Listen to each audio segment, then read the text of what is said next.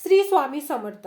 तर बघा, आपण आजच्या व्हिडिओमध्ये बघणार आहोत योग्य पद्धतीने अस्तरवर पेपर कटिंग ठेवून कशी कटिंग करायची आहे। ठीक आहे, तर इथे बघा पाठीमागचा भाग मी अशा पद्धतीने ठेवून घेतला, जसा आहे तसा मी इथे कॉपी करून घेतला। ठीक आहे, हे बघा पाठीमागचा भाग, हा बेल्ट जसा आहे तसा इथे मी कॉपी करून घेतला। आता बघा, हे दोन पार्ट महत्त्वाचे आहेत।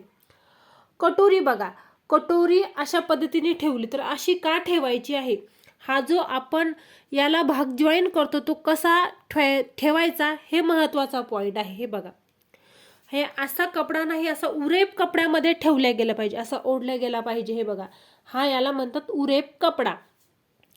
तर हे उरेप कपड्यामध्ये हा आकार आला पाहिजे आणि जसा आहे तसं इथे ड्रॉ करून घेतलं।